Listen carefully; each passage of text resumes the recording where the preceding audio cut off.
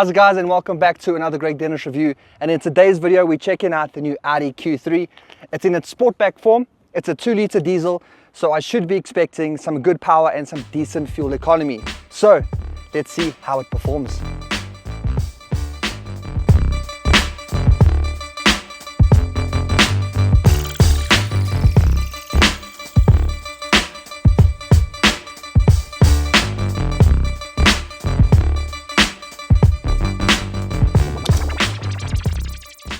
So let's start off this review with a look around the exterior, because I think this is a really good looking car, especially with this that's got the whole black addition to it. You've got all of the badges blacked out, you've got all of the trim in gloss black too, you've got these really nice looking LED daytime running lights.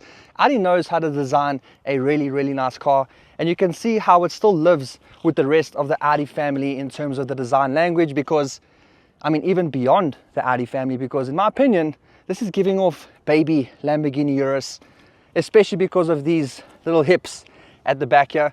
But that's also because this is the Sportback, so you are going to have a sloping roofline, which we'll see if it affects the headroom and then the space inside here, but we'll keep on looking around the outside. But if you look over there, you'll see the wheel, which for me is also a really nice looking wheel. I love that it's also that two-tone, so the black is also adding to the overall look of this car. So again, a very nice looking wheel there to add to a good looking car. But then here from the back, you'll see that the LED rear tail lights kind of match what they look like in the front there. You've got these two little lines here that also match how the front ones kind of look over there. Don't ask me about that, because I don't know how to explain this to you anymore, because this is a 2-litre, it's not a 3.5. People get very confused, but thankfully they're not going to be doing that anymore, and that's going to fall away, and they're going to start speaking about the engines and engine sizes properly again. So thank you. Here you've got a really nice looking diffuser. Thankfully they don't have any fake exhausts or exhaust outlets like their other German kind of cousin does there from Mercedes-Benz. So this is quite cool. But I think while I'm here, we'll take a look at the boot, because with this being, like I said, a Sportback, it's not going to have the most amount of space in here, but I think this is pretty decent. You aren't going to have the height because of that, and you do have a spare wheel, which is a great thing for us in South Africa, with that built-in subwoofer over there, because it's got a pretty cool sound system, which we'll chat about just now. So decent space, not a lot. Automatic tailgate.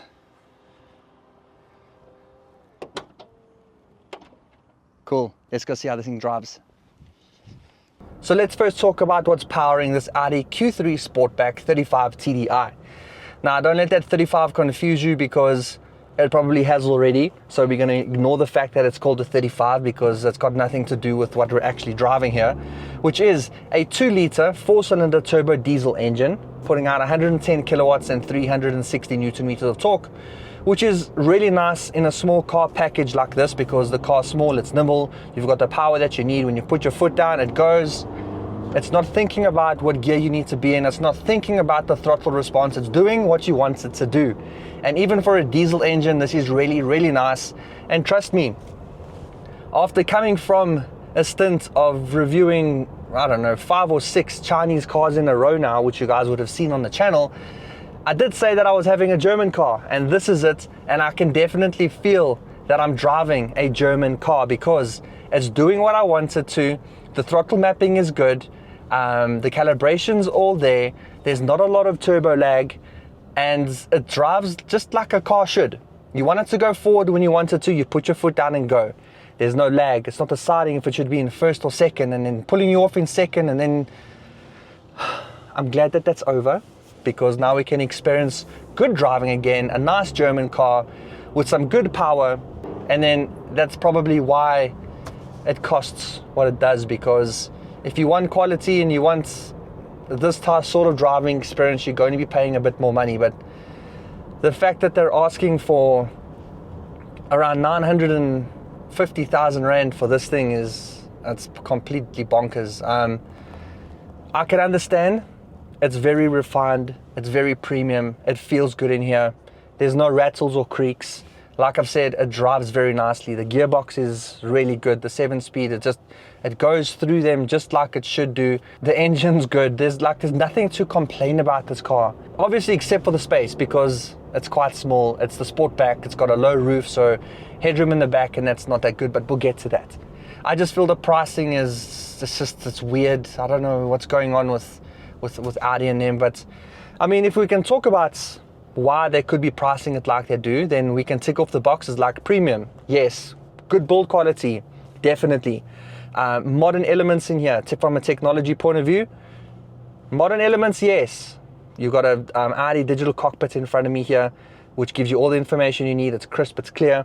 You've got a really nice infotainment here in the center, which is going to display all of your car settings, everything from multimedia, your CarPlay, and all of that stuff. It's supposed to be wireless. I can't really get it to work at the moment, so I'm using the cable at the moment, which is fine. I mean, it's okay, but it would be good to be wireless.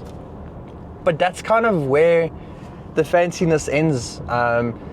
It actually does have a reverse camera, which is a good plus because the Q2 didn't, and at over 700,000 Rand for a Q2 that didn't have a reverse camera, that was again just mine. I didn't understand that at all. So we're off to a better note here. It's got a little bit more things than the Q2, but like I said, that's where it ends because this doesn't have adaptive cruise control. In 2025 or 2024 when this one particularly came out, it doesn't have that. It doesn't have a 360 camera system. It doesn't have all of the smart safety driving systems like the lane keep assist and the lane centering, forward collision warning and all of that stuff. It doesn't have it. Rear cross traffic alert, no. So you don't have any of that stuff in here, and it's 950,000 Rand. I don't understand. But regardless, what they're trying to sell you here is a compact premium SUV, if we can call it that, with exceptional styling. I think this car looks brilliant. Good quality inside, really nice materials, beautiful layout, solid build quality, and it definitely does feel premium, like I've said. So, I mean, that's really it. I love that there's a separated climate control. They've brought in a lot of buttons and dials in here, so you can turn knobs and you can push buttons. You've got heated seats, you've got wireless phone charging. So lots of things happening over here, just not the crucial tech elements that I think you would be expecting in a car like this today. Something that is really nice about this car is that it does have the optional Sonos surround sound speaker system in here. That would cost you an extra around 10,000 Rand to have that installed. So that's really nice. You've got speakers on top of the dash. You've got a subwoofer. You've got in the doors. So proper surround sound system. It does sound very good too. So I think you would enjoy that if you do get this car with that optional extra. But looking at the storage, that's pretty good. The cubby holes are decent size. The door bins, the pocket itself is not that big of an opening, but it does go deep into the door, so there's quite a bit of space there. You've got your cup holders. If you aren't charging a phone, you can use that as storage. And then a nice little armrest over here that does, come on, not stuck, that does slide backwards and forwards, so you can find a nice comfy driving position because it is very comfortable to drive. And I think that comes down to the fact that you've also got a drive select, so you can adjust how the car is going to drive, react, feel, accelerate, and you can go through the different settings that you want to depending on how you feel like driving, from efficient, off-road, auto, dynamic. But I think that's it from this point of view. You've got push button start here, even though you've got a traditional VW looking, VW group key like that. It does still open, although you do have keyless entry and push button start, but you still got a traditional key to keep here. So that's going to be very confusing for any guests that are driving your car because they're going to try and put the key in somewhere and they're not going to be coming right. And then looking at the space, now I can sit quite comfortably here. I'm 1.87 meters tall. I've got lots of headroom above me, especially with this nice sunroof that you've got going here. I can find a nice comfortable driving position, electronically adjustable seats and all of that stuff, which is also quite good, but no memory settings, so you can't save that position that you put it into.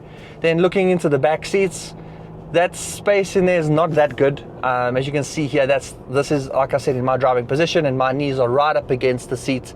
The space above my head isn't good either. So it's going to be pretty much just for smaller people and children that'll feel more comfortable in the rear there, but don't expect adults or bigger people to feel comfortable in a longer duration trip, because I don't think they're going to have a lot of fun. And then taking a look at what your passengers have to enjoy in the rear, well, they've pretty much just got seats. Yes, there are cup holders, but they've only got a vent for the aircon that's being controlled from the people up front here, which isn't that bad, but there isn't a single USB port in the back for your passengers. So as I've said, there's not a lot of room for passengers back there, maybe small kids, and they're definitely probably going to want to charge a phone or a laptop back there to not drive you insane as a driver. So keep them occupied, but they're not going to be able to charge things from the back there. They're going to have to use long cables and plug them in up here. Oh, I just love a diesel. You put your foot down, it makes a nice grumbly noise. You can feel all the torque. Oh, I love a really good diesel engine. The Germans know how to make an engine like this, but whether it's Audi, Mercedes-Benz, BMW, that's kind of where they excel. What you don't see a lot from the Chinese are diesel engines, because I think it's from an efficiency and that point of view. That's why they always just stick the 1.5 turbo into all their cars. That's not that fuel efficient and all of that, but this in here is really, really good. Audi does claim from a fuel consumption point of view from the low 5s up until about 6. And I've been getting in the 6s, but when the car's just been idling and I've been testing it, like to show you guys this stuff, it does go up to now like about 7.2, which I don't think is bad at all. Even if you are in the realm of 7.5, but you're having a really fun time driving a car, then that's the benefit of a diesel, because that 7.5 fuel consumption is good for a car that's delivering a fun driving experience like this, because those fuel consumption numbers are not bad at all.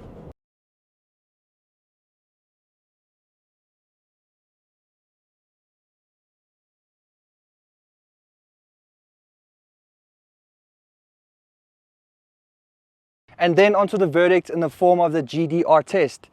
Should you get it, drive it, or remove it from the list of cars that you're looking at? Now, if you've got the money for it, I'd say go ahead and buy it.